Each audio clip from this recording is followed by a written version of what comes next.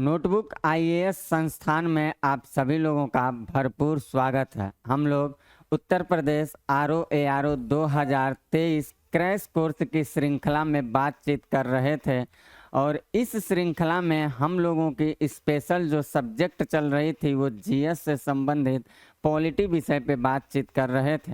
Polity विषय में अगर देखा जाए तो जो हम लोगों का टॉपिक चल रहा था वो राज्य कार्यपालिका से संबंधित था और राज्य कार्यपालिका में मैंने आपको एक वीडियो राज्यपाल से संबंधित दे दिया था। आज उसी के आगे हम मंत्रिपरिषद और सीएम के साथ साथ कोशिश करेंगे कि महाधिवक्ता संबंधित मुद्दों पे भी आज ही की क्लास में सारी बातों पे बातचीत करूं।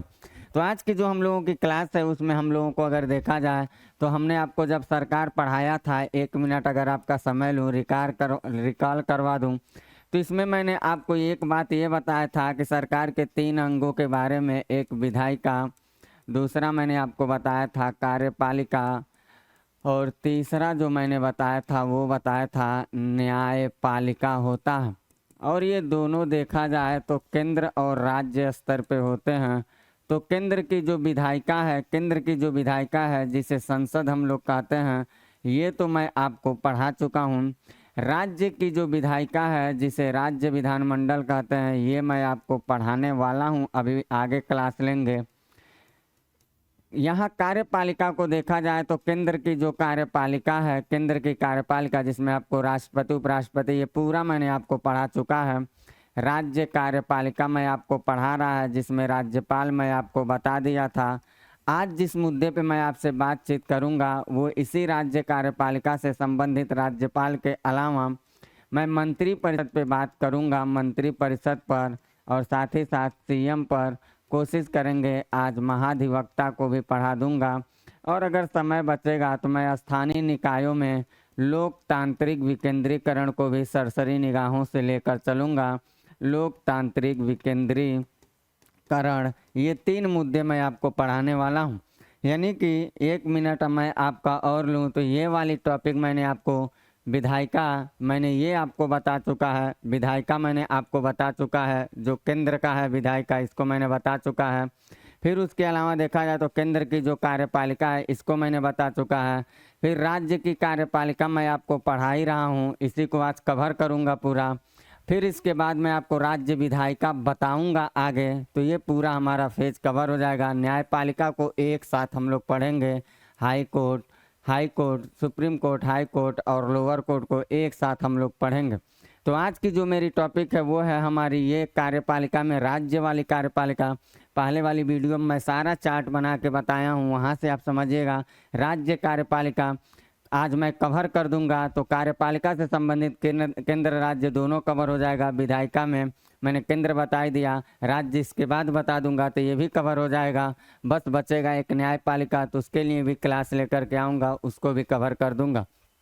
तो आज की जो टॉपिक है, टॉपिक के मुताबिक हम लोगों को क्या पढ़ना, मंत्रिपरिषद, सीएम पढ़ना, महान न्यायवादी पढ़ना, और समय मिलेगा तो लोकतांत्रिक विकेंद्रीकरण के भी बारे में यही बातचीत कर लिया जाएगा। क्योंकि ये आरओ क्रैश कोर्स है तो बहुत सारी बातों को गहराई से लेकर नहीं चलेंगे, मैं केवल और केवल रिवीजन कराने की आपको काम करूंगा। बाकी जब मेरी डिटेल की क्लास आएगी तो वहाँ हर मुद्दों पे पूरी गहनता के साथ बात करूंगा और साथ ही साथ समस्त बिंदुओं के प्रावधान, उद्देश्यों और उसके सकारात्मक नकारात्मक पहलुओं तथा सरकार की नीति एवं दायित्व और वर्तमान स्थिति में उसकी औचित्यता कहाँ है, इन समस्त मुद्दों पे बात करूंगा ताकि आपके प्रीलिम्स के साथ साथ मेंस की भी सिलेबस कवर किया जा सके। तो मैं चलता हूँ सीधे अपने मुद्दे पे, और हमारा जो मुद्दा है वो आज का टॉपिक है, उस टॉपिक को आप लोग डाल लीजिएगा, वो है मंत्रिपरिषद। मंत्रिपरिषद, ये राज्य मंत्रिपरिषद की बात चल रही है, मंत्रिपरिषद और सीएम। तो इसमें हम आपको बताने चल रहे हैं, पहले मंत्रिपरिषद से संबंधित मुद्दों पे मैं आपसे करता हूँ बातचीत, इन सारी मुद्दों पे बातचीत करता हूँ। अगर देखा जाए तो भारतीय संविधान का जो अनुच्छेद 163 है वो कहता है, 163, कि राज्यपाल को सहायता और सलाह देने के लिए एक मंत्रिपरिषद होगा और उस मंत्रिपरिषद का जो प्रधान व्यक्ति होता है वो मुख्यमंत्री होता है। तो मंत्रिपरिषद के गठन से संबंधित मुद्दों पे सबसे पहले ये जाना जाएगा कि संविधान का जो अनुच्छेद 163 है ये क्या कहता है। ये कहता है कि राज्यपाल जो हैं, जो राज्य कार्यपालिका का प्रमुख है, जिसके बारे में मैं आपको पहले पढ़ा चुका हूँ, राज्यपाल को सहायता देने के लिए, सहायता और सलाह देने के लिए, सहायता और सलाह देने के लिए एक मंत्रिपरिषद होगा, एक मंत्रिपरिषद होगा, एक मंत्रिपरिषद होगा। और इस मंत्रिपरिषद का प्रधान व्यक्ति कौन होगा? इसका जो प्रधान व्यक्ति होगा, जो प्रधान व्यक्ति वो कौन होगा? तो कहिएगा वो सीएम होगा। ये 163 कहता है। लेकिन सवाल ये बनता है कि इस मंत्रिपरिषद का गठन होता कैसे? इसका गठन कौन करता है? इस मंत्रिपरिषद में कौन समाहित होता है? इन मंत्रिपरिषद में जो समाहित होते हैं उनकी योग्यता क्या होती है? वो शपथ कैसे लेते हैं? त्यागपत्र किसको देते हैं? मंत्रिमंडल क्या होता है? मंत्रिपरिषद बनाम मंत्रिमंडल क्या होता है? ये सारी बातें पढ़ेंगे तब हम मंत्रिपरिषद को कवर कर पाएंगे। क्या प्रारंभ में मंत्रिपरिषद के सदस्य संख्या जो थी, मंत्रियों की संख्या निर्धारित थी कि नहीं थी, और अगर नहीं थी तो बाद में कब उसके प्रावधान करके लाया गया? इन सारी मुद्दों पे चर्चा करेंगे, जैसा कि मैंने आपको संघीय मंत्रिपरिषद को पढ़ाते समय बताया था। लेकिन बार बार मैं आपको कह रहा हूँ कि चीज़ों को केवल रिवीजन करने की कोशिश करेंगे। तो इसमें सबसे पहली बात ये तो थी, इसके बाद हम आपको बताते हैं कि इस मंत्रिपरिषद का जो गठन होता है उस गठन को कौन करता है। तो जो मंत्रिपरिषद होता है, उस राज्य मंत्रिपरिषद का जो गठन होता है वो मुख्यमंत्री के सलाह पर राज्यपाल के द्वारा किया जाता है। यानी कि गठन में सबसे पहली बात हम लोग ये जानेंगे कि गठन कौन करता है। तो कहिएगा जो गठन करता है वो कौन करता है? वो राज्यपाल करता है। लेकिन याद रखिएगा, राज्यपाल अपने मर्जी से नहीं करता है, बल्कि मुख्यमंत्री के सलाह पर करता है, यानी कि सीएम की सलाह पर करता है। ये बात आप यहीं पे नोट कर लीजिएगा। इसके अलावा देखा जाए तो जो मंत्रिपरिषद होता है, इस मंत्रिपरिषद का जब गठन कर दिया जाता है तो इसमें तमाम सारे मंत्रियों को नियुक्त किया जाता है। तमाम सारे जो मंत्री होते हैं उनको नियुक्त करना, उनकी त्यागपत्र को लेना, उनको बर्खास्त करना, ऐसी कुछ प्रणाली चलती है। तो अगली बात हम लोग ये देखेंगे, ये समझिए पहली बात मैंने बताया, ये दूसरी बात। अब मैं आपको बताने चल रहा हूँ तीसरी बात, और वो बताता हूँ कि जो मंत्रिपरिषद होता है, इस मंत्रिपरिषद में मंत्रियों की नियुक्ति, उनकी बर्खास्तता, उनकी बर्खास्त होने की स्थिति, उनका त्यागपत्र, इसके अलावा उनकी शपथ, इससे संबंधित सारी मुद्दों पे मैं यहीं एक एक लाइन में बात करता, क्योंकि आरो में आपको इसी तरह से कुछ सवाल पूछे जाएंगे। तो नियुक्ति की जहाँ तक बात रह गई, सबसे पहले हम देख लेते हैं इसमें नियुक्ति से संबंधित। तो नियुक्ति की जो बात रह गई वो कौन करता है? तो याद रखिएगा, मंत्रियों की नियुक्ति राज्यपाल करता है। लेकिन राज्यपाल अपनी मर्जी से नहीं करेगा, वो करता है सीएम की सलाह पर करता है, सीएम की सलाह पर। यानी कि राज्य के मंत्रियों की नियुक्ति कौन करेगा? तो कहिएगा राज्यपाल करता है, मुख्यमंत्री की सलाह पर। इसके अलावा देखा जाए तो इनको जैसे नियुक्त कर देता है वैसे इनको कहता है कि आप शपथ भी धारण करिए। तो शपथ भी कौन दिलवाता है? राज्यपाल ही इनका शपथ दिलवाता है। साथ ही साथ जब मंत्री को नियुक्त कर दिया जाता है, उनको शपथ दिलवाया जाता है, उनके कार्यकाल दिए जाते हैं, उनको विभाग दिए जाते हैं, विभागों का आवंटन किया जाता है कि आप किस विभाग के मंत्री होंगे, रक्षा मंत्री होंगे, कृषि मंत्री होंगे, कौन से सड़क मंत्री होंगे, शिक्षा मंत्री होंगे, बजट मंत्री होंगे, कौन सी मंत्री होंगे।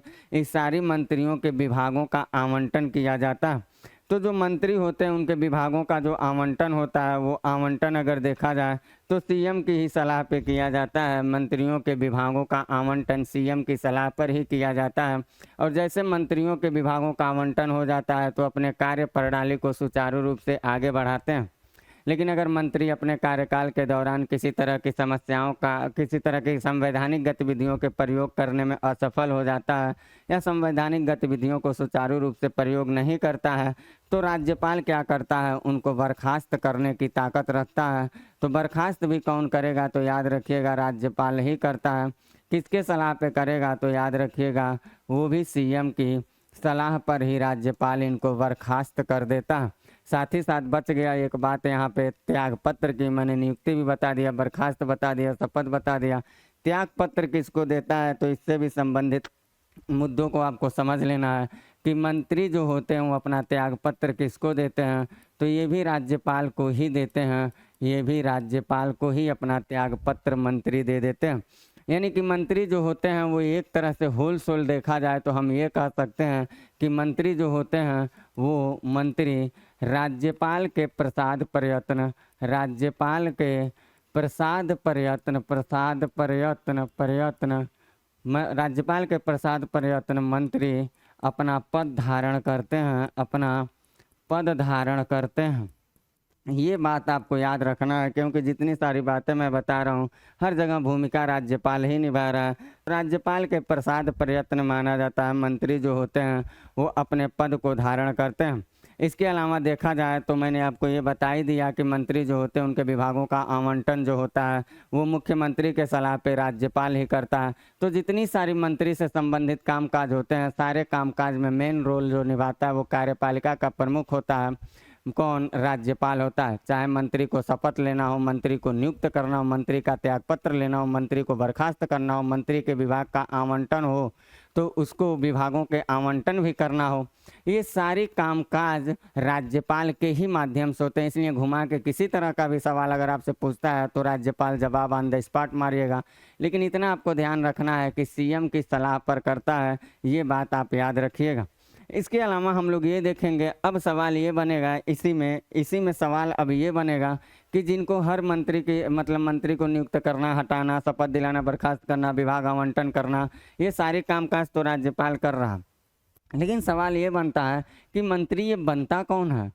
तो मंत्री बनने के लिए ये कहा गया है कि जो राज्य विधानमंडल होता है, राज्य विधानमंडल जो होता है उस राज्य विधानमंडल का जो सदस्य होता है, सदस्य मंत्री बन सकते हैं, मंत्री बन सकते हैं। यानी कि राज्य बन सकते हैं या बनते हैं, कर लीजिए, राज्य विधानमंडल का सदस्य ही जो होता है मंत्री बनते हैं, लिखिएगा बनते हैं, क्योंकि यहाँ मैं एक बात आपको समझा रहा हूँ। विधानमंडल का मतलब मैंने आपको पहले ही बता दिया था कि अगर राज्य विधानमंडल की हम बात करें तो इसका मतलब ये हुआ कि हम दो चीज़ की बात कर रहे हैं। हम बात कर रहे हैं विधानसभा की, और हम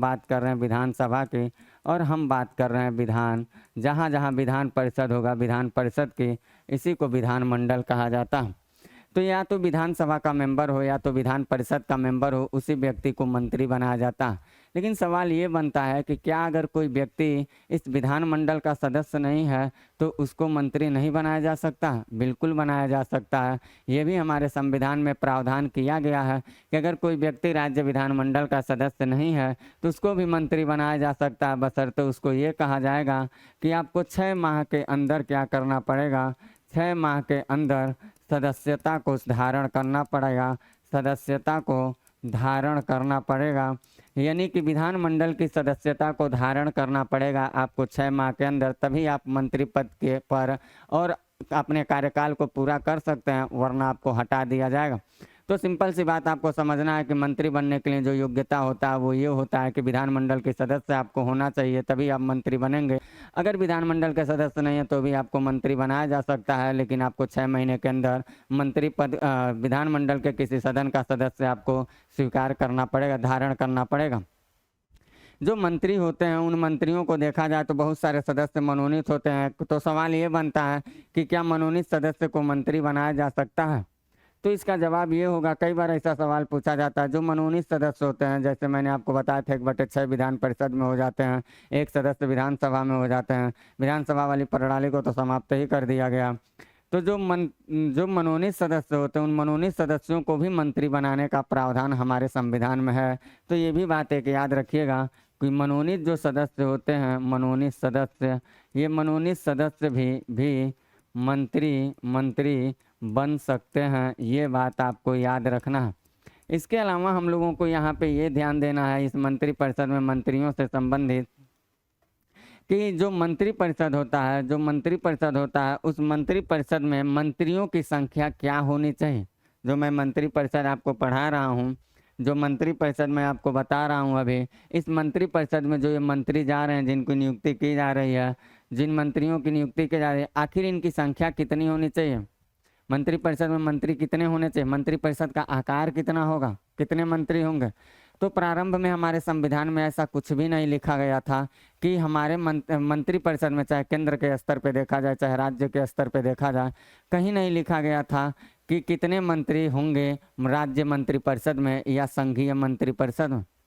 तो जितना चाहे केंद्र स्तर पे पीएम के जितने अपने सगे संबंधी भाई भतीजेवाद की सिस्टम चलती थी, सबको मंत्रालय दे दिया जाता था, उससे देश की अर्थव्यवस्था डगमगाती थी। ऐसे राज्य सरकार जो होती थी अपने भाई भतीजावाद, वोट बैंक की राजनीति, लोगों को दल बदलवा करके, लोग सदस्य जो विधायक होते थे उनकी सीटों को लेकर के उनको दूसरे पार्टी से छुड़वा करके मंत्री की लालच पद दे करके उनको पद को छुड़वा के अपनी सत्ता की गुहार लगाते रहते थे, मतलब अपनी सत्ता की ताकत को दिखाते रहते थे। इससे होता ये था कि जो सरकार होती थी उसकी तो व्यक्तिगत फायदा होती थी, उसकी निजी जिंदगी में फायदा भी होती थी, लेकिन उससे देश को, राज्य को और जनता को समस्याएं होती थी। मान लीजिए सीएम जो है किसी 1000 लोगों को मंत्री बना दिया, तो उस 1000 लोगों के ऊपर जो वेतन भत्ता, पेंशन इत्यादि चीज़ें दिए जाएंगे, उस सारी चीज़ें हमारे राज्य की अर्थव्यवस्था को कमज़ोर कर सकती हैं। अगर वही चीज़ें विकासवादी नीतियों में अपना दिया जाए तो शायद राज्य की जो सामाजिक और शैक्षणिक स्तर पिछड़ी जा रही हैं, उस पिछड़ेपन को दूर करके हम उन लोगों को समाज की मुख्य धारा से जुड़ पाएंगे।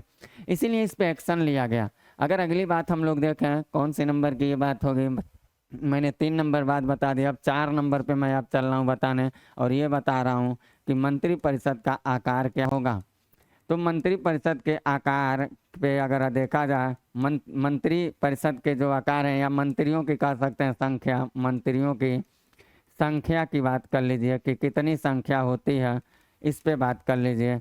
तो प्रारंभ में तो आपको ये कहना है कि प्रारंभ में कोई उल्लेख नहीं था, प्रारंभ में ऐसे लिख लीजिएगा, संविधान में कोई उल्लेख नहीं था। ये उल्लेख कब चल के आया, इसके लिए संविधान में बहुत लेट से जा करके संशोधन किया गया था।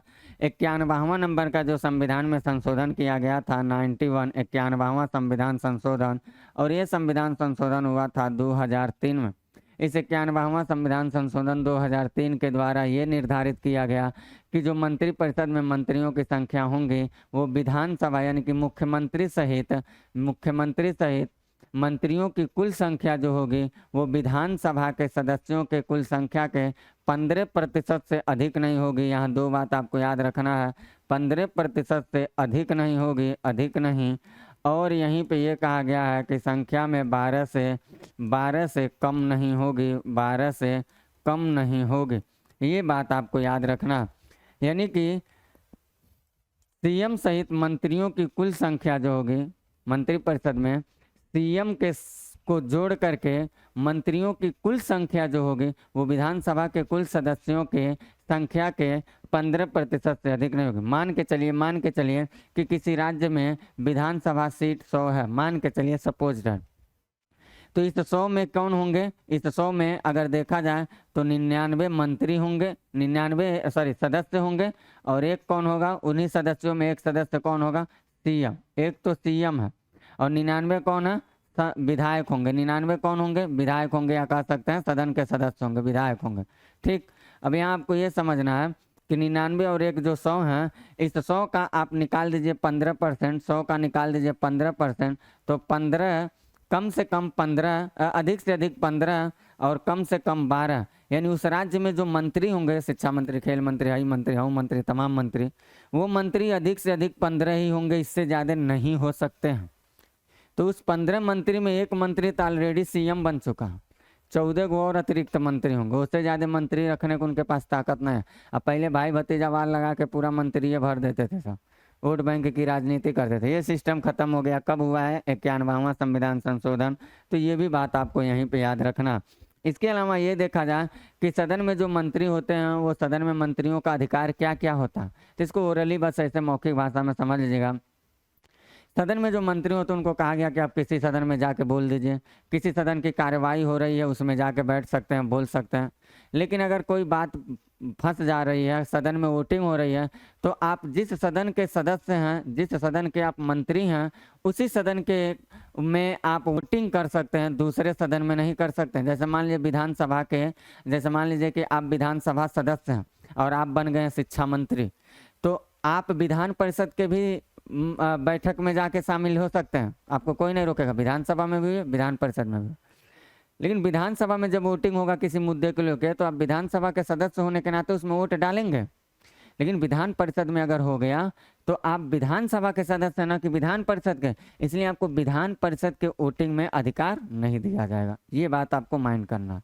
इसके अलावा देखा जाए तो विधानमंडल अगर कोई समिति बना रही है तो उस समिति में चाहे अगर आपको सदस्य के रूप में नामित कर लेती है तो आप वहाँ अपनी उपस्थिति को दर्ज कर सकते हैं, वहाँ आप अपनी उपस्थिति को दर्ज कर सकते हैं। साथ ही साथ इन मंत्रियों से संबंधित ये बातें ओरली तरीके से बस याद रखिएगा। इसके अलावा अगर देखा जाए तो मंत्री परिषद के प्रकार को जो केंद्र स्तर में मैंने बताया था हूबहू उसी को आप राज्य स्तर के मंत्रियों के बारे में भी याद रखिएगा। अगली बात देखते हैं हम लोग, कौन सी नंबर की बात होगी हम लोगों की, 4 हुआ। 5वां नंबर की जो बात था समझिए, मैंने आपको ओरली बताया जो आपको याद रखना है। मंत्रियों का अधिकार क्या होगा, किसी सदन में बोल सकता है, किसी सदन में बैठ सकता है, अगर समितियों ने अगर उसको सदस्य के रूप में नामित किया वहाँ भी अपनी उपस्थिति दे सकता, सब कुछ कर सकता, लेकिन वो हर जगह पे वोटिंग नहीं कर सकता। वो वोटिंग बस उसी सदन में कर सकता जिस सदन का सदस्य हो। इतनी बात आप याद रखिएगा, सवाल पूछते रहते हैं। फिर अगली हम लोग देखते हैं मंत्रिपरिषद का आकार। तो मंत्रिपरिषद का आकार क्या होता है, अगर जो मैंने केंद्र स्तर पे बताया था हूबहू वही याद रखिएगा। सबसे सर्वोच्च शिखर पे कौन होगा, तो सबसे सर्वोच्च शिखर पे जो होता है वो होता है कैबिनेट मंत्री, वो होता है कैबिनेट मंत्री। उसके नीचे जो बैठे होते हैं वो राज्य स्तर के मंत्री होते हैं। ऐसे केंद्र में भी था, यहाँ पर भी होगा। और ये भी जैसे केंद्र में बटा था ये 2 भागों में, राज्य मंत्री स्वतंत्र प्रभार, राज्य मंत्री स्वतंत्र प्रभार। बाकी डिटेल की क्लास में सब ओपन कर करके आपको बताऊंगा। यहाँ आरओ से कोई आपका ताल्लुकात नहीं, बस इतना रट्टा मारिएगा। और दूसरा राज्य मंत्री, दूसरा राज्य मंत्री। फिर तीसरे नंबर पे मैंने आपको केंद्र में भी बताया था उप मंत्री, तो यहाँ भी उप मंत्री। चौथे नंबर पे आपको बताया था संसदीय सचिव होते हैं, तो यहाँ पे आप लिख लीजिएगा विधानमंडलीय जो सचिव होते हैं, मंडलीय सचिव जो होते हैं, ये सारे जो होते हैं इत्यादि का सकते, इसमें सीएम भी समाहित होता है। ये सब मंत्री परिषद के एक अभिन्न अंग के रूप में होते हैं। और इन सारे लोगों में ये जो होता है एक दूसरे के वरीयता क्रम में कह सकते हैं हेल्प के लिए ही लगे होते हैं, कैबिनेट मंत्री की सहायता देने के लिए राज्य मंत्री होता है, राज्य मंत्री की सहायता देने के लिए उप मंत्री होता है। ऐसे तमाम सारे मंत्री होते हैं। कैबिनेट मंत्री जो कामकाज करता है लगभग उसके समकक्ष कामकाज राज्य मंत्री स्वतंत्र प्रभार भी करता है उसके समकक्ष, लेकिन दोनों के पावर में अंतर है। ये सर्वोच्च होता है, ये उतना सर्वोच्च नहीं होता जितना वो होता। बाकी बात करें इन सारे मंत्रियों में, तो सारे मंत्रियों में सबसे हेड जो होता है, सबसे प्रमुख जो होता है, तो इसमें प्रमुख जो होता है वो कौन होता है, तो कह सकते हैं वो होता है कैबिनेट मंत्री। कैबिनेट से मंत्री जो होता है, कैबिनेट मंत्री वो सबसे प्रमुख होता है। तो इतनी सारी बातें तो आपको यहाँ याद रखना है। कैबिनेट मंत्री में आपको शिक्षा मंत्री, रक्षा मंत्री, बजट मंत्री, ऐसे आपके बड़े बड़े जो मंत्री होते हैं, मंत्रालय दिए जाते हैं, वो सारे इसमें आते हैं कैबिनेट स्तर के मंत्रियों में। साथ ही साथ कैबिनेट मंत्री जो होती हैं वो मंत्री होती हैं जो केंद्र या राज्य स्तर पे कहिए तो सरकार के नीति निर्धारण में सबसे ज़्यादा भूमिका अदा करने का काम करते हैं, सबसे ज़्यादा भूमिका अदा करने का काम करती है। समझ लीजिए सरकार का दाहिना हाथ है कैबिनेट स्तर के मंत्री। बाकी यहाँ पे एक चीज़ और हम लोगों को देखना है, जो कैबिनेट मंत्री होता है संविधान में इसके बारे में कहीं कोई प्रावधान नहीं था, तो बाद में इसको लाया गया है। कैबिनेट शब्द को बाद में हम लोग लेकर के आए हैं। वो कब लेकर के आए हैं, और मंत्रिपरिषद क्या होता, मंत्रिमंडल क्या होता, दोनों में अंतर देख लेते हैं हम लोग। तो मंत्रिपरिषद में तो ये शामिल होते हैं। अगर आपसे कोई कहेगा कि मंत्रिमंडल में कौन शामिल होता है, मंत्रिमंडल में तो यहीं लगे हाथ ये भी देख लीजिएगा।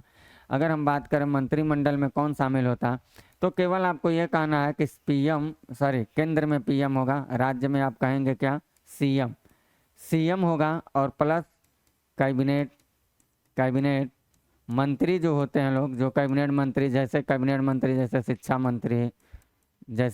मंत्री कह सकते हैं।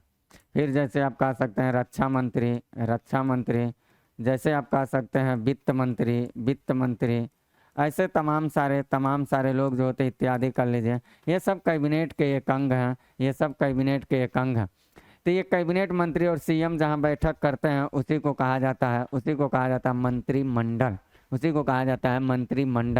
और जो मैंने राष्ट्रपति का अभिभाषण पढ़ाते समय बताया, तो वहाँ बताया था केंद्रीय मंत्रिमंडल लिखती है। ऐसे राज्यपाल का अभिभाषण पढ़ाते समय मैंने आपको बताया था कि राज्य मंत्रिमंडल लिखते हैं, तो यही होते हैं जो राज्यपाल के अभिभाषण को तैयार करते हैं।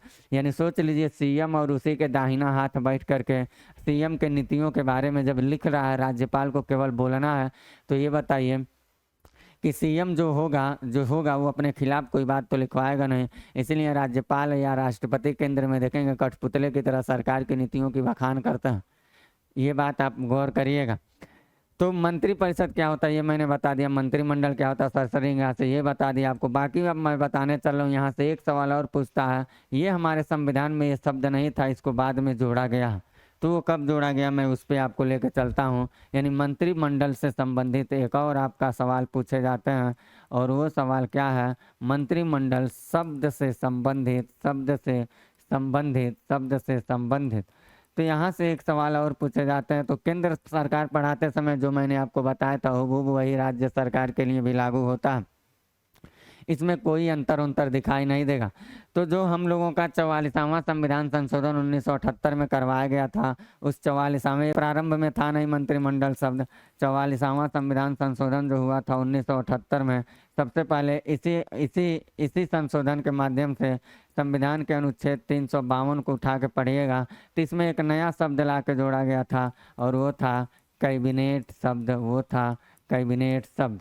तो ये जो कैबिनेट शब्द है, ये कैबिनेट शब्द था नहीं, ये कैबिनेट शब्द नहीं था जो कैबिनेट मंत्री मैंने लिखा है। कैबिनेट शब्द को हम लोग 1978 में लेकर के आए हैं।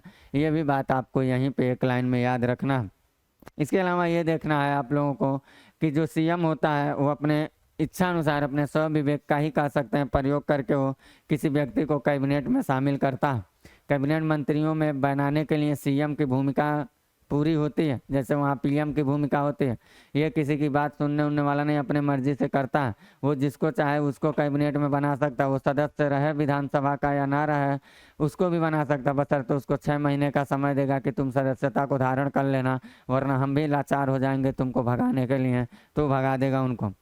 इसके अलावा उत्तरदायित्व की अगर बात किया जाए, उत्तरदायित्व के जो मंत्री होते हैं उनके उत्तरदायित्व के, तो ये मैं अपने डिटेल की ही क्लास में बताऊंगा, यहाँ एकदम नहीं बता सकता मैं, क्योंकि बहुत लंबा हो जाएगा। 2 तरह की उत्तरदायित्व देखी जाती है, एक सामूहिक उत्तरदायित्व और एक व्यक्तिगत उत्तरदायित्व।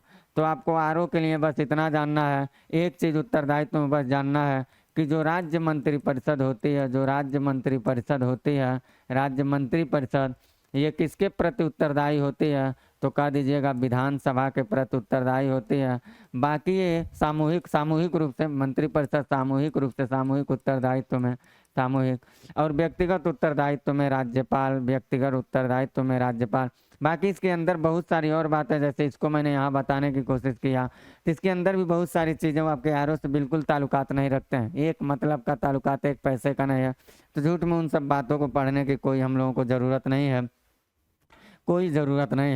सामूहिक उत्तरदायित्व में बस आपको इसलिए याद रखना है कि मंत्रिपरिषद सामूहिक रूप से विधानसभा के प्रति उत्तरदायी होते हैं, व्यक्तिगत रूप से राज्यपाल के प्रति उत्तरदायी होगी। व्यक्तिगत रूप से इसलिए क्योंकि सारा काम काज राज्यपाल ही करता है, पद पे बैठाना, शपथ लेना, हटाना, भगाना, त्यागपत्र लेना, या विभाग आवंटन होगा तो गद्दी पे बैठाना, सारे काम काज के लिए राज्यपाल उत्तरदायी होता है। इसलिए व्यक्तिगत रूप से राज्यपाल हो जाएगा, और सामूहिक रूप से आपको याद रखना है क्या हो जाएगा, सामूहिक रूप से विधान परिषद हो जाएगा।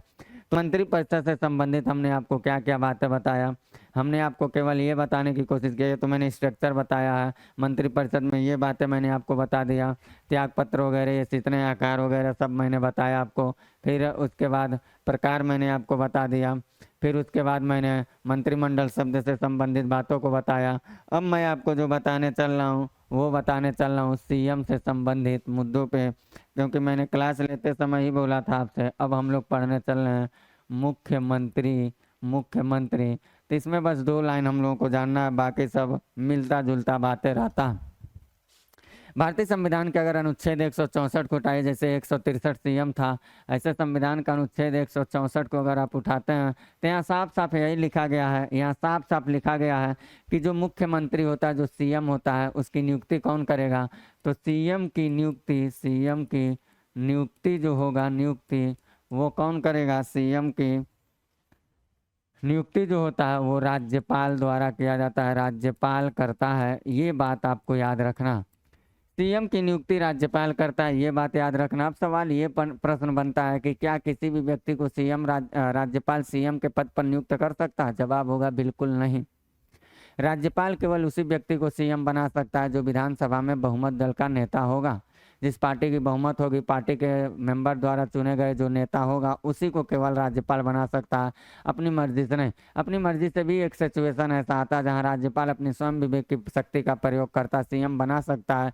ये कब? जब विधानसभा में किसी पार्टी की बहुमत की सरकार ना आए, जब विधानसभा में कोई भी दो पार्टी विलय होकर गठबंधन की सरकार बनाने के लिए तैयार न हो, अगर ऐसा सिचुएशन क्रिएट हो जाता है तो ऐसी सिचुएशन में राज्यपाल के पास ये पावर हो जाता है कि वो या तो मंत्रिपरिषद को ही भंग कर दे, या नए चुनाव का आदेश दे मंत्रिपरिषद को भंग करके, या किसी व्यक्ति को उन सदस्यों के बीच में सीएम पद पर नियुक्त करके उसको बहुमत साबित करने के लिए 6 महीने का समय दे दे। इतना अधिकार उसके पास हो जाता। लेकिन ये अधिकार राष्ट्रपति की स्वयं विवेक की शक्ति को अगर देखा जाए तो समझ आता है, राज्यपाल की स्वयं विवेक की शक्ति में नहीं समझ आता, क्योंकि राज्यपाल संविधान के अनुच्छेद 200 के तहत सीधे ऐसे क्रिटिकल केसेस जो होते हैं वो अनुच्छेद 200 का प्रयोग करके सीधे हस्तांतरित कर देता है विधेयक किसके पास? वो चला जाता है राष्ट्रपति के पास, और तब राष्ट्रपति मंत्रिपरिषद के यानी कि संघीय मंत्रिपरिषद की सलाह लेकर तब कामकाज को करता है। तो ये सब बातें अभी हम लोगों को नहीं जाना, डिटेल में नहीं जाना, बस एक एक लाइन में हम लोगों को चलना है। जैसे आरओ में हम लोगों के सवाल पूछे जाते हैं तो राज्यपाल क्या करता है? आपको 164 याद रखना है कि सीएम की नियुक्ति कौन करता है? राज्यपाल करता। सीएम की योग्यता क्या होगी? मैंने बताया संविधान में कोई स्पष्ट योग्यता है नहीं, केवल बहुमत दल का नेता होना चाहिए। दूसरी बात ये आती है कि जो सीएम होता है उस सीएम को शपथ कौन दिलाता है? सीएम को शपथ कौन दिलाता है? तो याद रखिएगा वो भी कौन दिलवाता है? वो भी राज्यपाल दिलवाता है। क्यों? क्योंकि मंत्रियों की जब शपथ राज्यपाल दिलवा रहा है तो मुख्यमंत्री भी एक तरह का मंत्री ही होता है, सभी मंत्रियों का प्रधानमंत्री होता है समझिए, तो उसका भी शपथ तो राज्यपाल ही दिलवाएगा। फिर एक सवाल ये आएगा कि सीएम जो होता है उसका कार्यकाल कितना होता? सीएम का कार्यकाल कितना होता? तो सीएम का जो कार्यकाल होता है इसके बारे में आप आमतौर पे अगर देखा जाए आमतौर पे तो सीएम का कोई कार्यकाल हम कह सकते नहीं है। सामान्यतः जो मंत्रिपरिषद का कार्यकाल होता वही सीएम का कार्यकाल, क्योंकि जब तक बहुमत विश्वास बना हुआ तब मंत्रिपरिषद का तब तक ही सीएम है। अगर विश्वास टूट गया, मंत्रिपरिषद भंग हो गया तो सीएम को गद्दी छोड़ना पड़ेगा।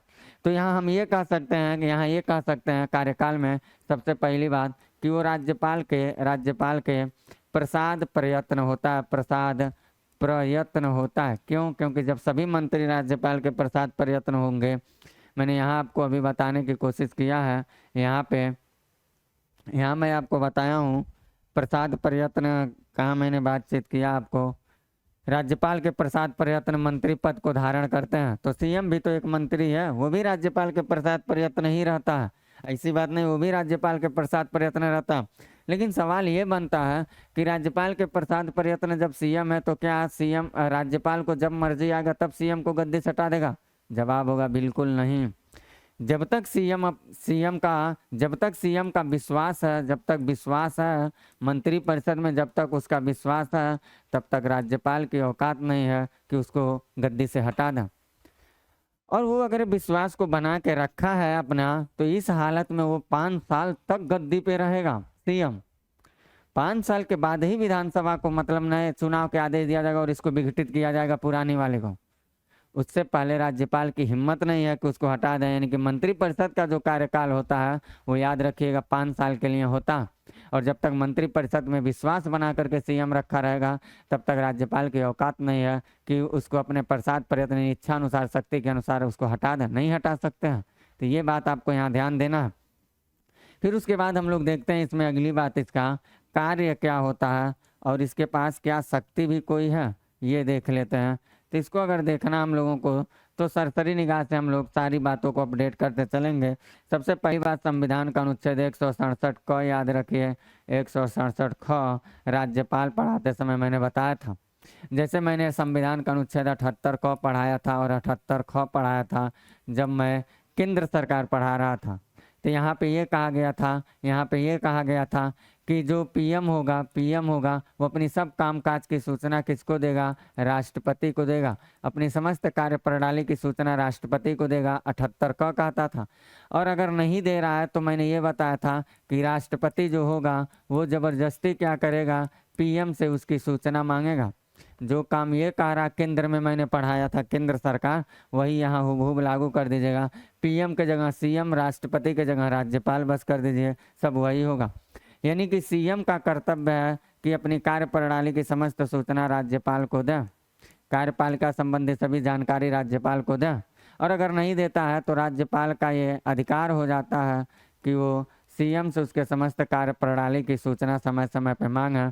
तो कार्य शक्ति और अधिकार में देखा जाए तो एक बात तो आपको ये याद रखना है, एक बात ये याद रखना, इसके अलावा देखा जाए तो सीएम के ही सलाह पे मंत्रियों को नियुक्त करना, बर्खास्त करना, गद्दी पे बैठाना, शपथ, त्याग पत्र इत्यादि जितने सारे कामकाज होते हैं, ये सारे कामकाज जो राज्यपाल करता है वो सीएम की सलाह पे करता है। तो दूसरी कार्य और शक्ति, सीएम की कार्य और शक्ति में हम लोग ये समझ सकते हैं।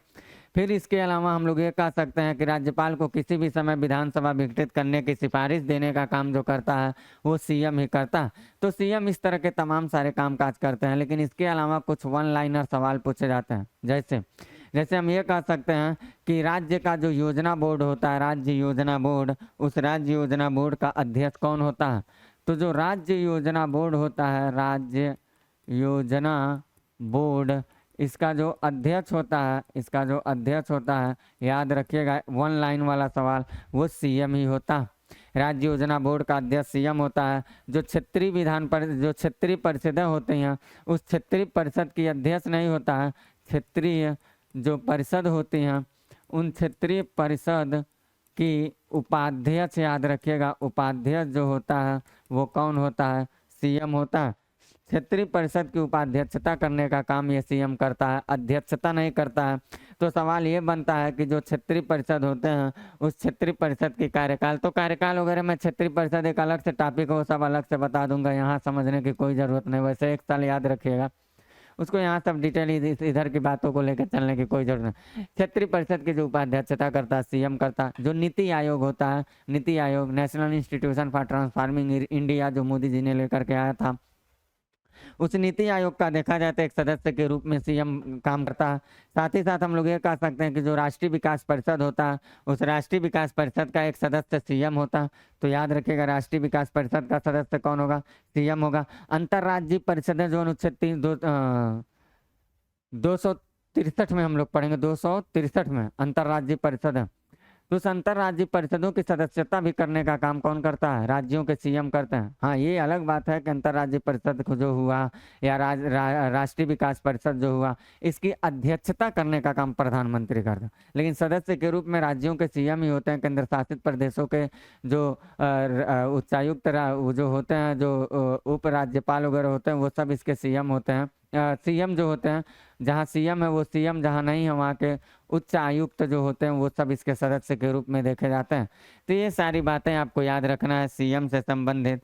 यानी कि होल सोल अगर हम बात करें होल सोल, तो होल सोल मैंने आपको आपके आरओ को ध्यान में रखते हुए सरसरी निगाह से वन लाइनर में पूछे जाने वाले सवाल, बाकी डिटेल की क्लास में सब कुछ बताऊंगा आपको। मैंने आपको मंत्री परिषद भी बता दिया और साथ ही साथ मैंने मंत्री परिषद के बाद बताने के बाद मैं आपको सीएम के बारे में भी 2-4 लाइन आपको बताने की कोशिश किया। अब इसी में हाथ लगे हम लोग ये देख लेते हैं महाधिवक्ता के बारे में, यानी कि एडवोकेट जनरल के बारे में। महाधिवक्ता, तो जिस तरह से महान न्यायवादी के बारे में हमने पढ़ाया था उसी तरह से महाधिवक्ता होता है, कोई अंतर नहीं होता। तो यहाँ महाधिवक्ता में भी बस वही प्रणाली चलेगी। महान न्यायवादी भारत सरकार का सबसे बड़ा कानूनी अधिकारी होता है, तो महाधिवक्ता जो होता है वो राज्य सरकार का सबसे बड़ा कानूनी अधिकारी होता है। ये बात आपको याद रखना, हुबहू वही सारी प्रणाली यहाँ पे चलेंगे। उसका उल्लेख भारतीय संविधान के अनुच्छेद 76 में था, तो इसका उल्लेख भारतीय संविधान के अनुच्छेद 165 में होगा। तो इसका उल्लेख कहाँ मिलेगा? तो अनुच्छेद 165 में मिलेगा। ये बात आपको याद रखना। फिर दूसरी बात, उसकी नियुक्ति कौन करता था? राष्ट्रपति करता था। तो महाधिवक्ता की नियुक्ति, महान न्यायवादी की नियुक्ति राष्ट्रपति करता था केंद्र में। तो राज्य में महाधिवक्ता की नियुक्ति कौन करेगा? राष्ट्रपति का प्रतिनिधि यानी कि राज्यपाल। तो कह सकते हैं महाधिवक्ता जो होता है इसकी नियुक्ति कौन करेगा? तो आपको ये याद रखना है इसकी नियुक्ति राज्यपाल के द्वारा किया जाता है। फिर तीसरी बात इसमें हम लोग ये समझेंगे कि जो महाधिवक्ता होता है नियुक्त तो कर दिया गया, कितने समय के लिए नियुक्त किया जाएगा, इसका कार्यकाल कितना होगा। तो मैंने महान्यवादी पढ़ाते समय बताया था कि कार्यकाल निश्चित नहीं है, तो यहाँ पे भी हम कह सकते हैं संविधान में उल्लेख नहीं है, संविधान में उल्लेख नहीं है। तो सवाल आता है इसका क्या मतलब हुआ, जब तक मन तब तक रह? नहीं नहीं, ऐसा नहीं है। कब तक रहेगा? तो इसको कहेंगे कि ये राज्यपाल के प्रसाद प्रयत्न पद धारण करता है। यानी जिस दिन राज्यपाल को लगेगा तो राज्यपाल इसको गद्दी से भगा देगा, जिस दिन लगेगा उस दिन गद्दी से भगा देगा। इसका कार्यकाल कोई निश्चित नहीं है, ये बात आप याद रखिएगा। इसके अलावा अगर देखा जाए तो महान्यायवादी जो उसका मैंने उल्लेख बता दिया, आपको नियुक्ति बता दिया, राज्यपाल करता, कार्यकाल संविधान में कहीं उल्लेखित नहीं है, राज्यपाल के प्रसाद प्रयत्न पद धारण करता। फिर अगर हम लोग बातचीत करें कि इसकी योग्यता क्या होती है, महान्यायवादी बनने की योग्यता क्या होती है, किसको बनाया जाएगा, तो महाधिवक्ता है, महान्यायवादी मत याद रखिएगा, महाधिवक्ता एडवोकेट जनरल, वो अटॉर्नी जनरल होता। तो महान्यायवादी पढ़ाते समय मैंने बताया था कि वो सुप्रीम कोर्ट के न्यायाधीश बनने की योग्यता रखता था। बस उसी को नीचे ला के दिखा दीजिए। महाधिवक्ता को क्या करना पड़ेगा, वहाँ सुप्रीम कोर्ट है केंद्र में, तो राज्य में कहेंगे हाई कोर्ट है। तो यहाँ योग्यता में सबसे पहले ये कहना पड़ेगा आपको कि हाई कोर्ट के न्यायाधीश की योग्यता बस लिख दीजिए। यानी जो हाई कोर्ट के न्यायाधीश की योग्यता है वही महाधिवक्ता की योग्यता। हाई कोर्ट पढ़ाते समय मैं हाई कोर्ट के न्यायाधीश की योग्यता भी बता दूंगा। फिर इसके अलावा हाई कोर्ट के न्यायाधीश होने की योग्यता तो चाहिए ही चाहिए। इसके अलावा बस ऐसा ना है कि हाई कोर्ट के न्यायाधीश की योग्यता हो गया तो महाधिवक्ता बन गए, नहीं। उसके अलावा आपको भारत का नागरिक भी होना पड़ेगा। भारत का नागरिक नहीं रहेंगे तो कैसे होंगे, लेकिन भारत का नागरिक होंगे क्यों नहीं, क्योंकि अगर हाई कोर्ट के न्यायाधीश की योग्यता पूरा कर रहे हैं तो जाहिर सी बात उसमें भारत के नागरिक भी शामिल हो गए। तो अलग से लिखने की कोई ज़रूरत नहीं, भारत के नागरिक भी होना पड़ेगा, भारत का नागरिक हो हाई कोर्ट के न्यायाधीश। ये सब ऐसे बेकार की बात है, बस एक आप को याद रखना है कि हाई कोर्ट के न्यायाधीश होने की योग्यता रखता हूँ। अब हाई कोर्ट के न्यायाधीश की योग्यता क्या होती है, तो 10 वर्ष तक वो कहा जाता है भारत का नागरिक हो, 10 वर्ष तक न्यायिक सेवा में रहा हो अधिकारी के तौर पे, या कहा जाता है कि 10 वर्ष तक हाई कोर्ट में वकालत किया हो। ऐसा तो योग्यताएं होती हैं। अगर उस योग्यता को पूरा कर रहे हैं तो आप बन गए। तो इसको लिखने का आपको कोई जरूरत, बस एक ही चीज़ आपको याद रखना, हाई कोर्ट के न्यायाधीश होने की योग्यता। हाई कोर्ट के न्यायाधीश पढ़ाते समय मैं बता दूंगा क्या है योग्यता, कि नागरिक होना चाहिए, 10 वर्ष तक आपको न्यायिक सेवा से जुड़ना होना चाहिए, या 10 वर्ष तक आपको हाई कोर्ट में वकालत इत्यादि चीज़ करना चाहिए। तो ये सब काम करेंगे तो जज बन जाएंगे आप हाई कोर्ट का। तो हाई कोर्ट पढ़ते समय हम लोग देखेंगे योग्यता हमने देख लिया, उल्लेख देख लिया, नियुक्ति देख लिया, कार्यकाल भी हमने देख लिया, योग्यता भी देख लिया। अब ये जो होते हैं अगर देखा जाए तो इनको गद्दी से हटाने वाली जो प्रावधान है वो तो सीधे राज्यपाल के प्रसाद प्रयत्न ही धारण हो गया। तो जाहिर सी बात है राज्यपाल जब मन में आए तब इनको गद्दी से क्या कर सकता, तुरंत ऑन द स्पॉट हटा सकता है। लेकिन सवाल ये बनता है कि मान लीजिए बहुत अच्छा खासा आदमी हो जिसको महाधिवक्ता बना दिया गया और वो गद्दी से अभी हटा नहीं है, और वो व्यक्ति को राज्यपाल भी गद्दी से हटा नहीं रहा, लेकिन उसको ये लग रहा है कि अब हमें गद्दी पे रहना नहीं चाहिए, हम त्यागपत्र देना चाहते हैं, हम काम नहीं करना चाहते हैं, हिमालय की मुझवंत श्रेणी में जाकर तपस्या करना चाहते हैं। तो किसको त्यागपत्र देगा, तो त्यागपत्र जो देगा, जो नियुक्त करता उसी को त्यागपत्र देगा। तो त्यागपत्र की बात देखा जाए, त्यागपत्र किसको देगा, तो याद रखिएगा ये राज्यपाल को अपना त्यागपत्र दे करके गद्दी को किसी भी समय खाली कर सकता है। काम काज कर रहा है तो सैलरी वैलरी जरूर मिलेगा, वेतन भत्ता जरूर मिलेगा, बिना पैसा का तो कोई काम करेगा नहीं। तो वेतन भत्ता के बारे में अगर देखा जाए तो इसका वेतन भत्ता, तो जिस तरह से वहाँ हम लोगों ने वेतन भत्ता देखा था केंद्र में महान्यायवादी का, उसी तरह से राज्य में होगा। वहाँ संसद निर्धारण नहीं करते थे महान्यायवादी का, कौन निर्धारण करता था, राष्ट्रपति करता था, मैंने पढ़ाते समय बताया था। तो यहाँ पे इसका निर्धारण कौन करेगा, तो कहिएगा राज्यपाल करेगा। वहाँ संचित निधि से दिया जाता, केंद्र के संचित निधि से, तो यहाँ राज्य के संचित निधि से दिया जाएगा। वहाँ कटौती नहीं हो सकती थी कार्यकाल के दौरान, यहाँ भी कटौती नहीं हो सकता है कार्यकाल के दौरान। तो ये बात वहाँ भी वेतन भत्ता उसका निश्चित नहीं था, तो इसका भी वेतन भत्ता निश्चित नहीं होगा। ये सब बातें याद रखें। तो इसमें दो बात आपको मुख्य याद रखना, एक वेतन भत्ता जो होगा राज्य संचित निधि से मिलेगा, राज्य संचित निधि से मिलेगा। पहली बात ये आपको रट्टा मारना। और दूसरी बात, पीसीएस में एक सवाल पूछा था कि महाधिवक्ता की वेतन भत्ता को निर्धारित किया जाता है राष्ट्रपति के द्वारा। लाइन करके ऐसे सवाल पूछा, आप प्रीवियस ईयर लगाइएगा देखिएगा। तो हर जगह वेतन भत्ता निर्धारित संसद करती है केंद्र में, लेकिन महान्यायवादी के वेतन भत्ता का निर्धारण जो होता है वो राष्ट्रपति करता है। जो राज्यपाल जब 2 राज्यों के राज्यपाल बन जाता है तो उसके वेतन भत्ता का निर्धारण राष्ट्रपति करता है।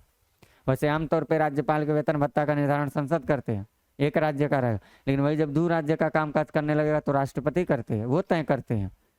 तो महान्यायवादी राज्यपाल से संबंधित ये बातें याद रखिए। ऐसे घुमावदार सवाल जो होते हैं जहाँ संसद हर जगह जा रहा है केंद्र में, तो ऐसी की कुछ चीजें होंगी जहाँ संसद का काम ना हो तो पूछ देगा, वही मार देंगे संसद, हो जाएगा गलत। तो वेतन भत्ता यहाँ कौन निर्धारित करेगा? तो राज्य संचित निधि से दिया जाता है, राज्यपाल निर्धारित करेगा। यहाँ कौन निर्धारित करेगा? तो याद रखिएगा राज्यपाल। और ये भी याद रखिएगा कि वेतन भत्ता जो होता है वो कोई निश्चित उचित नहीं होता। बाकी कार्य शक्ति इसका क्या होता है? संविधान के अनुच्छेद 194 में इसका सारा कार्य शक्ति लिखा गया है। तो इसकी कार्य शक्ति को अगर देखा जाए तो मैं सरसरी निगाह से बस आपको बता दे रहा हूँ। ऐसे जो केंद्र सरकार, ये संविधान का अनुच्छेद 194 कहता है, केंद्र सरकार में जो महान्यायवादी को कहते हुबहू वही चीजें सब के सब रट्टा मान लीजिए। बस जो केंद्र की वहाँ बातें थी वही यहाँ राज्य की बात डालना, वही सारी चीजें वही रहें। वो केंद्र सरकार का सबसे बड़ा वकील है, तो महाधिवक्ता किसका होगा? राज्य सरकार का सबसे बड़ा वकील होगा। ठीक। दूसरी बात आपको ये याद रखना है कि वो केंद्र सरकार का होने के बाद वो केंद्र सरकार के पक्ष में वकालत करता। अगर केंद्र सरकार से कोई बात जाएगा तो राज्य सरकार के समक्ष अगर जाता है तो राज्य सरकार के पक्ष में वो केस लड़ेगा। वो केंद्र सरकार को सलाह देता है राष्ट्रपति के कहने पे, तो महाधिवक्ता राज्य सरकार को सलाह देगा, कानूनी सलाह राज्यपाल के कहने पे। फिर इसके अलावा अगर देखा जाए तो महान्यायवादी जो होता था वो भी किसी के सदन में जाके बैठ सकता था, बोल सकता था, विचार विमर्श कर सकता था। समिति का सदस्य अगर है तो वहाँ भी नामित है तो जाके बोल सकता था, सब कुछ कर सकता था। लेकिन कहीं सभा समिति या किसी सदन में विवाद होने पर वोट नहीं डाल सकता था। बस यहाँ भी कर दीजिए कि सब कुछ कर सकता। विधानसभा, विधान परिषद या किसी समिति, संसदीय विधानमंडलीय समिति, कहीं भी जाके बोलेगा, बैठेगा, सब कुछ करेगा A to Z, लेकिन वोट नहीं डालेगा। क्यों? क्योंकि सदन का सदस्य नहीं है। तो बिल्कुल जोड़ के ऐसे याद रखिएगा। और वैसे रनिंग क्लास है तो हर चीज़ों को हर जगह एक्सप्लेन ना करें तो सही रहेगा, और आप समझते भी चलिए, इतनी तो है। उसकी भी मैंने कुछ सीमाएं बताया था, इसकी भी सीमा है। उसके भी कुछ मैंने क्षेत्राधिकार बताया था, इसके भी क्षेत्र है। सब के सब वही चलेंगे। बाकी आपको इतनी सारी बातें के याद रखिएगा। और प्रथम विधि अधिकारी राज्य सरकार का ज़्यादातर सवाल पूछता रहता कौन है, तो आपको राज्यपाल महाधिवक्ता को मार देना है, सवाल का जवाब आपका सही हो। तो इतनी सारी बातों को याद रखिए। बाकी हम 2 मिनट बस आपसे और चर्चा कर लेते हैं, 2 मिनट, और वो चर्चा कर लेते हैं। मैंने आपको ये सारी बातें बता दिया, अब मैं आपको 2 मिनट और आपसे चर्चा करता हूँ।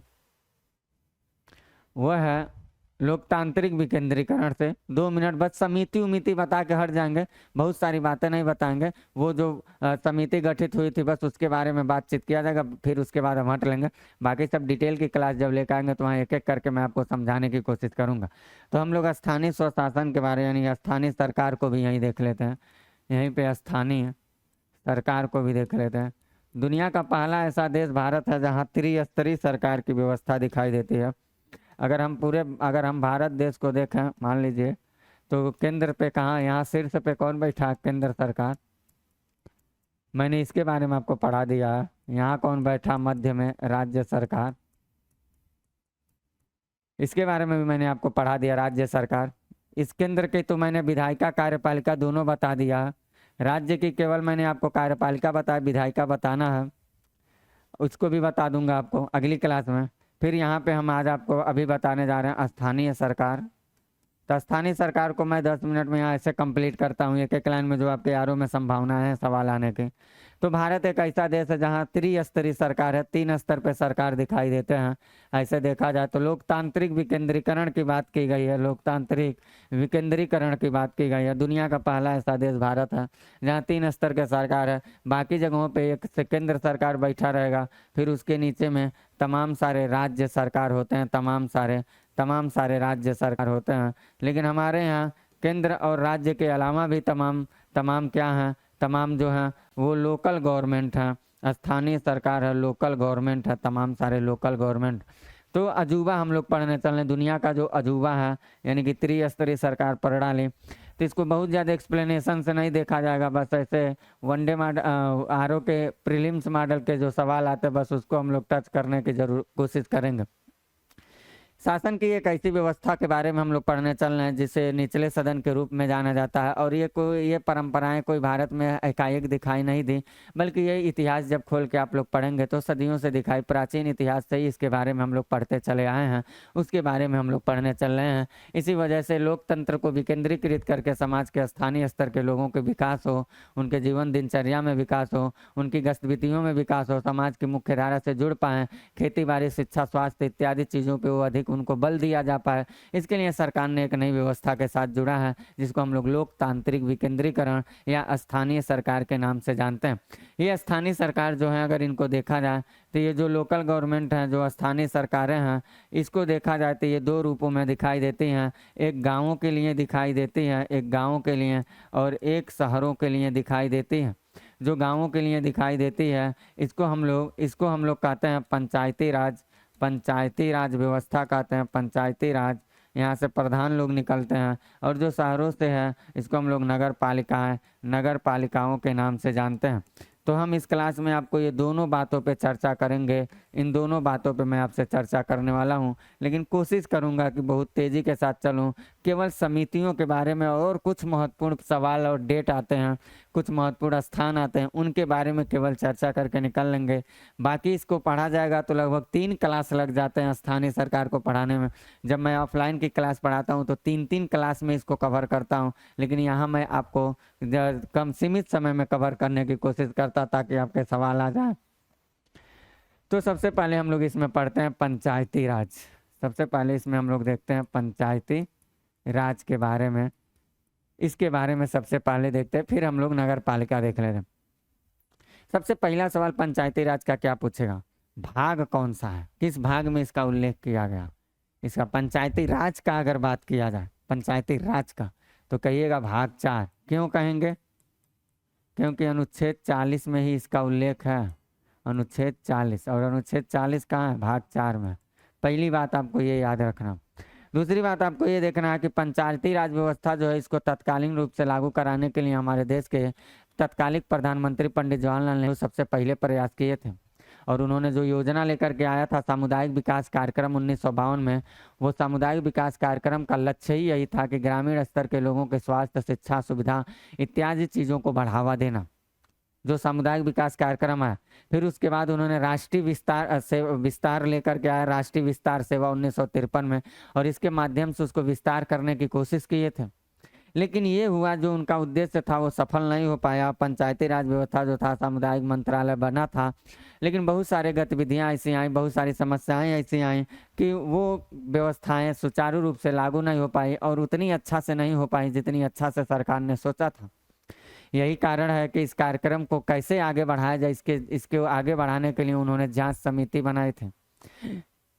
यानी कि पंडित जवाहरलाल नेहरू जो अपने सामुदायिक विकास कार्यक्रम लेकर के आए थे और उसको विस्तार देने की जो काम किए थे, जब उन्होंने उतनी सफलता नहीं पा पाया, तब उन्होंने ये कहा कि हम लोगों को एक जांच समिति बनाना चाहिए।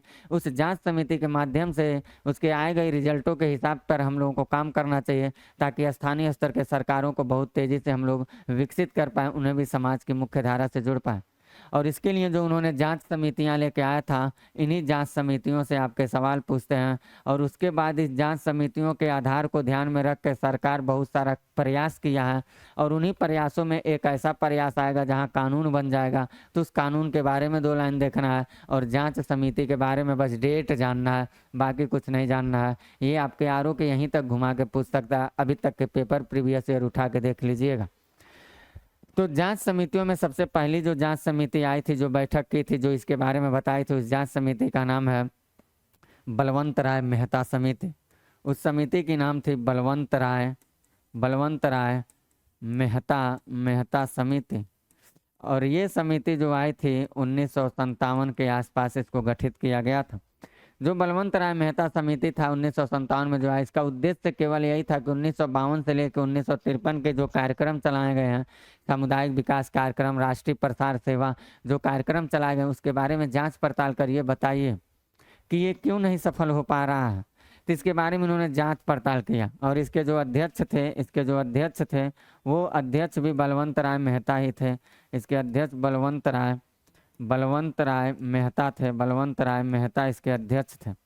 और इनका उद्देश्य क्या था? इनका जो उद्देश्य था वो उद्देश्य यही था कि 1952 और 1953 की जो 52 की सामुदायिक विकास कार्यक्रम था, 53 का राष्ट्रीय प्रसार सेवा था, उसकी असफलता का कारण जानना उद्देश्य था। उसी की जांच कर रहे थे।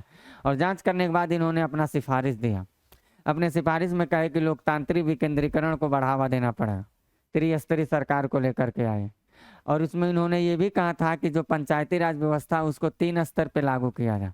ये अपनी जो सिफारिश दिए थे उस सिफारिश में त्रिस्तरीय पंचायती व्यवस्था को सिफारिश में इन्होंने क्या किया? जो सिफारिश दिए थे उसमें इन्होंने ये कहा कि त्रिस्तरीय पंचायती व्यवस्था को लागू किया जाए। त्रिस्तरीय पंचायती व्यवस्था को लागू किया जाए। और इस त्रिस्तरीय पंचायती व्यवस्था में इन्होंने 3 स्तर पे क्या कहा? एक कहे ग्राम स्तर पे होगा, ग्राम स्तर पर। एक कहे प्रखंड स्तर पर यानी क्षेत्र स्तर पर। और तीसरा इन्होंने कहा जिला स्तर पर। तो यहाँ पे कहे ग्राम पंचायत बनाइए, ग्राम पंचायत। ग्राम स्तर पे ग्राम पंचायत होगा, प्रखंड स्तर पे क्षेत्र पंचायत होगा, क्षेत्र पंचायत। और जिला स्तर पे इन्होंने कहा जिला पंचायत होगा, जिला पंचायत। तो इस तरह के कुछ इन्होंने अपना सिफारिश दिया था। इस तरह के इन्होंने कुछ अपना सिफारिश देने का काम किया था बलवंत राय मेहता जी ने। तो ये बात आपको याद रखना, 3 तरह का इन्होंने सिफारिश दिया था। 1958 में जाकर के राष्ट्रीय विकास परिषद द्वारा इसको स्वीकार कर लिया गया। फिर स्वीकार करने के बाद इस पर कामकाज किए गए। और पहली बार इसी बलवंत राय मेहता प्रणाली को प्रूव करने के लिए सबसे पहली बार बलवंत राय मेहता के द्वारा दिए गए सिफारिश के आधार पर सरकार ने प्रूव करने के लिए इस त्रिस्तरीय पंचायती व्यवस्था को जो लागू किया था सबसे पहले, वो किया था राजस्थान के नागौर जिला में। ये बात सवाल के रूप में आ जाता है। तो राजस्थान के नागौर जिला में सबसे पहले लागू किया गया था। ये बात आप याद रखिएगा, सबसे पहले लागू किया गया था बलवंत राय मेहता समिति की सिफारिश को ध्यान में रखते हुए। ये बात याद रखना। और ये कब लागू हुआ राजस्थान के नागौर जिला में? डेट भी पूछता है, तो डेट के साथ आपको याद रखना है गांधी जयंती के दिन लागू किया गया था 2 अक्टूबर। और ये डेट था जिस समय ये अपनी सिफारिश दिए थे वो उसी समय इसको लागू करने की कोशिश नहीं किया गया था। इस पर कामकाज चला, उसके बाद इसे लागू करने के लिए कोशिश किया गया था। तो ये हुआ था 1959 में ही हुआ था। राजस्थान का नागौर जिला 2 अक्टूबर 1959 को सबसे पहले पंचायती राज व्यवस्था को लागू किया गया था बलवंत राय मेहता समिति की सिफारिश को ध्यान में रखकर। फिर इसके बाद उस समिति की सिफारिश को ध्यान में रख के दूसरा राज्य था, उस दूसरे राज्य में जो लागू किया गया था, जो दूसरा राज्य था लागू होने वाला, वो था मद्रास। तो मद्रास में लागू किया गया, दूसरी बार इसको मद्रास में लागू किया। इसके अलावा तमाम सारी समितियां और भी गठित हुई। बाकी सारी चीज़ें बताएंगे। चीन युद्ध, उसी समय तमाम सारे युद्ध, आपातकाल की दौरा आ गई थी, समस्याएं आ गई थी, ये सुचारू रूप से लागू नहीं हो पाया। फिर समिति बैठा और वो समिति था दूसरा। आपको विशेष करके समिति देखना, मैं बार बार आपको कह रहा हूँ, आप समझिए मेरी बात को कि आपको डिटेल की ही क्लास में सारी बातें मैं बता सकता। दूसरा कौन आ रहा? अशोक मेहता। तो आपको समिति का मिलान देने के लिए दे देता है, तो अशोक मेहता समिति लिख लीजिएगा, अशोक मेहता समिति। और अशोक मेहता समिति जो बनी थी इसके भी अध्यक्ष अशोक मेहता ही थे। और अशोक मेहता समिति का डेट आपको याद रखना है, ये है 1977 में बनी हुई समिति। इसने भी अपनी सिफारिश दी, अशोक मेहता इसके अध्यक्ष थे। और ये जो समिति ने सिफारिश दी ये द्विस्तरीय दिया था। इसमें एक बात आप याद रखिएगा, ये द्विस्तरीय की बात किया था। त्रिस्तरीय तो उन्होंने किया था, ये द्विस्तरीय पंचायती व्यवस्था की बात किया था। एक जिला स्तर पे जिला पंचायत हो और मंडल पंचायत की इन्होंने बात किया था। इसके बाद अगला देखा जाए तीसरे में। बाकी इसके अंदर क्या क्या चीज़ है उसको सब छोड़ दीजिए। तीसरा जो समिति गठित की गई थी जांच पड़ताल का, ये भी सक्सेसफुल अभी नहीं चल रही है। तीसरा जो समिति गठित हो गई थी वो था JV.K. राव समिति। और JV.K. राव समिति, ये 85 के आसपास में 85 के आसपास में इसको गठित किया गया। फिर इसके बाद चौथी जो समिति आई थी वो चौथी समिति आई थी 1986 के आसपास, और वो समिति थी एल.एम. सिंघवी की समिति। तो चौथी समिति आपको याद रखना है एल.एम. सिंघवी, एल.एम. सिंघवी समिति। और ये समिति बना था कब? ये बना था 1986 में। तो मैं आपको अभी 4 समिति बताया, 4 समिति। जांच समिति जो सरकार बना रही है, सबसे पहले बलवंत राय मेहता। इससे सवाल थोड़ा ज़्यादा पूछता है, इसलिए हल्का सा ओपन किया है, बाकी और भी इसमें चीज़ें हैं। बाकी मैंने आपको दूसरी अशोक मेहता बताया, तीसरा JV.K. राव समिति बताया, चौथा एल.एम. सिंघवी बताया। एल.एम. सिंघवी समिति के बाद जो 5वीं समिति आई थी वो आई थी थुंगन समिति। और थुंगन समिति जो आई थी, थुंगन समिति 5वीं आपको जो याद रखना, वो थुंगन समिति आई थी और ये कामकाज किया था 1988 में। 1988 के थुंगन समिति के बाद देखा जाए तो आगे गॉडगिल समिति लाई गई थी इसी पे जांच पड़ताल करने के लिए, और वो भी बनी थी 1988 में। लेकिन थुंगन के बाद आई थी गॉडगिल समिति, गॉडगिल समिति, और ये भी समिति आई थी 1988 में। सब समिति की सिफारिश को देखा गया, समझा गया, बुझा गया। सारे समिति की सिफारिश में सबसे लाजवाब समिति जो लगा उन लोगों को, वो बलवंत राय मेहता समिति लगा था। अब क्या हुआ? अब सरकार इसका संवैधानिकरण करना चाहते थे। अब सरकार इसका संवैधानिकरण करना चाहते थे, इस पर कानून बनाना चाहते। तो पंचायती राज व्यवस्था को संवैधानिक दर्जा देने के लिए अब सरकार काम करना चाहते थे, यानी कि सारी समिति की बात को सुन के इसका संवैधानिकरण सरकार करना चाहते थे कि इसको संवैधानिकरण कर दिया जाए, इसको लागू किया जाए। उस पर सरकार प्रयास करने की कोशिश किया। सबसे पहली जो सरकार थी वो राजीव गांधी की सरकार थी। उन्होंने 1989 के आसपास में इस पर प्रयास शुरू किया था, और 64वां 65वां जो उन्होंने संविधान संशोधन करवाया था, वो 64वां 65वां संविधान संशोधन के माध्यम से उन्होंने इसका संवैधानिकरण करने की कोशिश किया था। लेकिन दोनों विधेयक लोकसभा में पारित हुआ, राज्यसभा में पारित ही नहीं हुआ। यानी कि सबसे पहले जो सरकार थी वो कौन इस पर कोशिश किया? राजीव गांधी सरकार सबसे पहले कोशिश कर रहे हैं। सारी समिति की इस बातों को ध्यान में रख करके इस पर सबसे पहले जो सरकार थी इसको संवैधानिक दर्जा दिया जाए, ये कोशिश कर रही है। कौन? राजीव गांधी सरकार।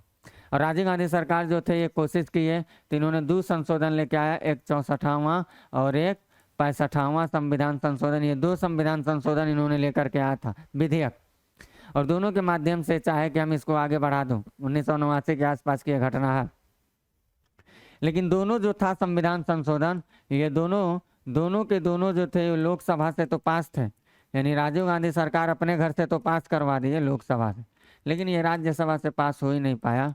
राज्यसभा से पास नहीं हुआ, बंद हो गया। फिर राजीव गांधी के बाद VP सिंह की सरकार आई। तो VP सिंह की सरकार जब आती है तो VP सिंह की सरकार इस पे कामकाज करने लगी। VP सिंह सरकार आती है, और VP सिंह की सरकार जब आई तो उन्होंने इस पे जब कामकाज किया था तो उन्होंने 1990 में इस पे प्रयास करने का कोशिश किया था। और कहा जाता है कि ये सारे राज्य के मुख्यमंत्रियों का एक सम्मेलन बुलाए थे, लेकिन सम्मेलन बुलाने के बाद भी इनको कोई खास रास्ता नज़र नहीं आया, वहीं पे अपना ये सब कामकाज बंद कर दिया। लेकिन इसके बाद जो सरकार आई वो करी दिखाई, और वो सरकार थी नरसिम्हा राव की सरकार। ये तो 1990 के आसपास के थे। वो सरकार थी नरसिम्हा राव की सरकार थे। और नरसिम्हा राव जब सरकार आती है तो इसने इस पे विचार विमर्श बढ़िया से किया, और विचार विमर्श करने के लिए वही नरसिम्हा राव की सरकार है जिस समय वित्त मंत्रालय में मनमोहन सिंह जी थे। LPG जो लिबरलाइजेशन, प्राइवेटाइजेशन और ग्लोबलाइजेशन जो आज चल रही है, जिस वैश्वीकरण, उदारीकरण और निजीकरण, जिससे हम भारतीय अर्थव्यवस्था को खोल के उस संकट से दूर करके आज भारत को इतना आगे जाने में सहयोग किया, वो इसी सरकार की देन थी, नरसिम्हा राव की। और वित्त मंत्री के रूप में थे मनमोहन सिंह, जिनके दिमाग की उपज थी, ज्ञान था और इनका काम था। ये वही नरसिम्हा राव सरकार है जो लोकतांत्रिक विकेंद्रीकरण को बना के भारत को स्वर्ग बनाने की कोशिश किए थे। और इन्होंने कहा जाता है कि 1992 में प्रयास किया, ये तो 89-89 में प्रयास किए थे। 1989-89 के आसपास इन्होंने प्रयास करने की कोशिश किया था। ये 90 में VP सिंह सरकार जब गिर जाती है, नरसिम्हा राव की सरकार आती है, तो नरसिम्हा राव की जो सरकार थी ये 1992 में कोशिश की, और इन्होंने ही 73वां और 74वां संशोधन लेके आए थे 1992 में, विधेयक लेके आए। और इसी विधेयक को ध्यान में रख के 73वां को पंचायती राज व्यवस्था को अपना लिया गया, और यहाँ नगर पालिकाओं को इस तरह से देखा जाए तो सरकार इसका संवैधानिकरण के, मैं अभी आपको क्या बताया हूँ, मैं आपको केवल ये बताया हूँ स्थानीय सरकारों में सरसरी निगाह से कि शुरुआत में पंडित जवाहरलाल नेहरू 2 समिति लेकर के आए 1953 और 1952 और 1953 में। 1952 में सामुदायिक विकास कार्यक्रम लेके आए, 1953 में क्या लेकर के आए, राष्ट्रीय विस्तार सेवा।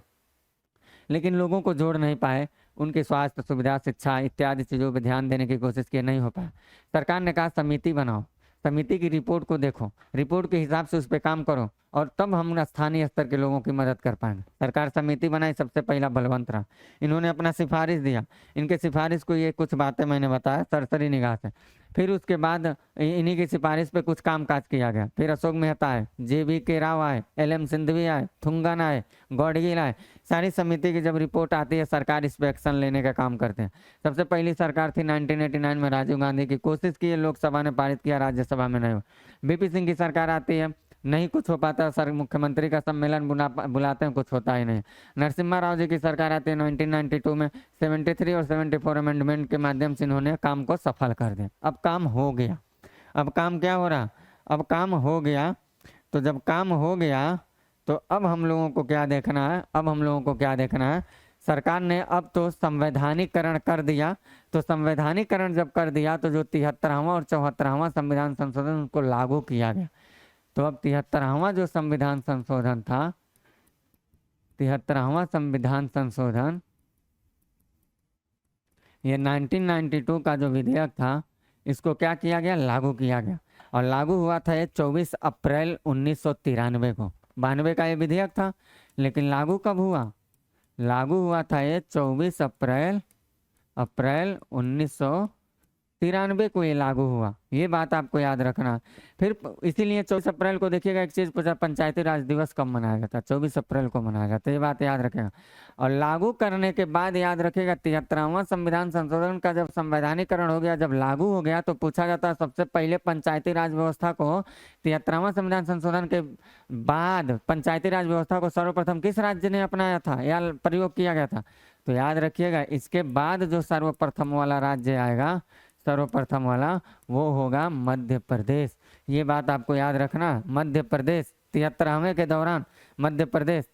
और जब 73वां सफल हो गया तब एक भाग जोड़ा गया था, कौन, भाग 9, भाग 9 तब जोड़ा गया। और भाग 9 74वां के बाद भाग 9 को जोड़ दिया गया। तो इसी से आपको याद रखना। फिर इसमें आपको ये भी बात याद रखना, इस भाग 9 को जोड़ करके इसमें तमाम सारे उपबंध जोड़े गए थे, तमाम सारे उपबंध जोड़े गए, तमाम सारे विषय जोड़े गए। तो तमाम सारे उपबंध, तमाम सारे विषय जो जोड़े गए, इसमें विषयों की जो संख्या निर्धारित की गई थी वो टोटल 29। और ये 29 विषय पे कामकाज करने का अधिकार दिया गया गांव के प्रधान को।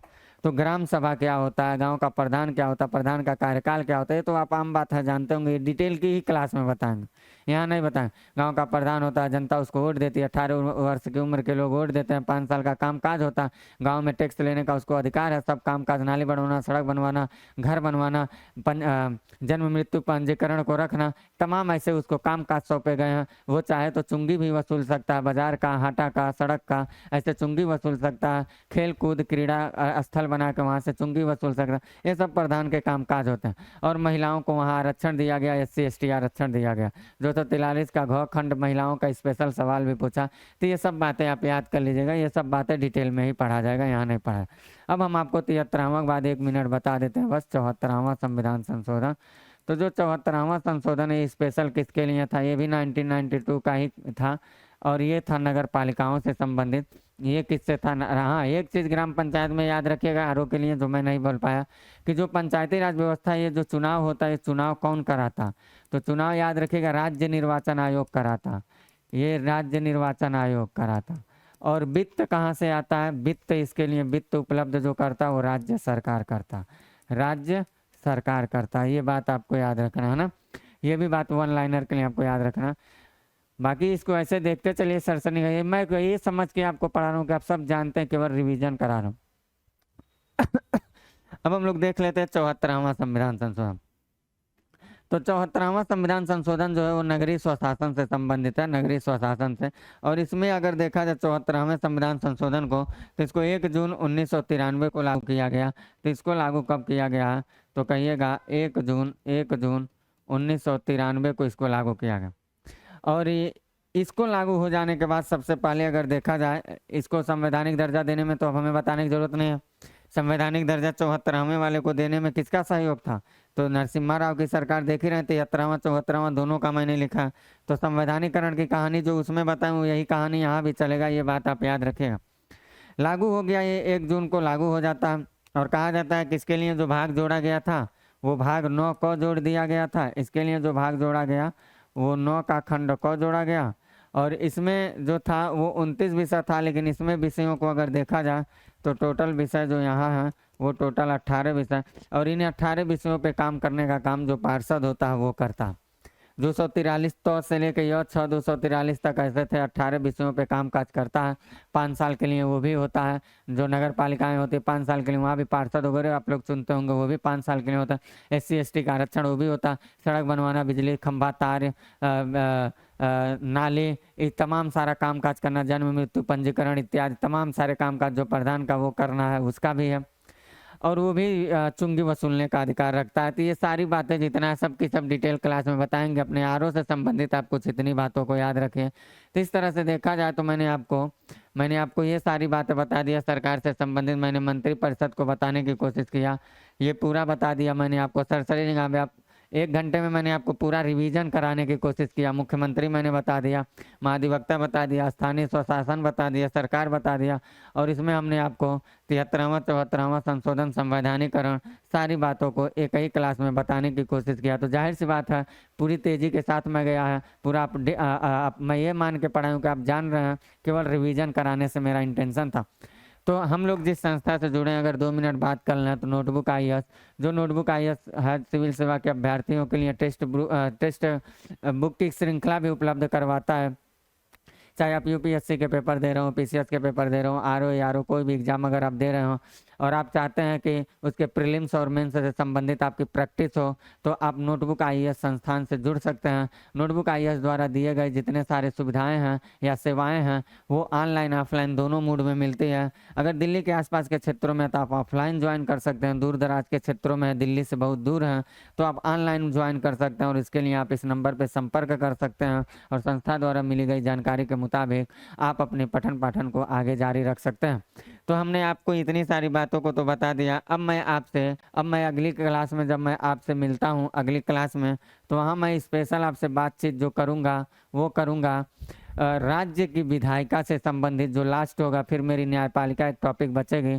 तो क्लास के साथ लगेगा, रिवीजन करते चलिएगा, रिवीजन करते पूरी चीज़ों को अपडेट करते चलिएगा। बाकी इसके बाद मैं अपना क्विज टेस्ट लेकर के आऊँगा।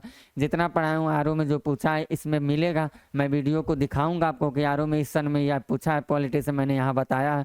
मैं उसी रेशियो से पढ़ाने की बस कोशिश किया हूँ, बहुत ज्ञान बांटने की कोशिश नहीं किया हूँ। तो सारी चीज़ों को अपडेट करिए। क्लास को कंप्लीट करने के बाद जैसे पूरा कंप्लीट ऐसे रिवीजन कर दूंगा तो उसके बाद जब मैं आपसे मिलूंगा तो स्पेशल मैं आपसे पूछे गए जितने सारे प्रीवियस ईयर में पॉलिटी के सवाल है सबका मैं सोल्यूशन बताते चलूँगा और उसको 2-2 लाइन में एक्सप्लेन भी करूँगा। साथ ही साथ अपने वीडियो में भी दिखाऊँगा कि मैंने इस जगह पर यहाँ पर ये बात पढ़ाया।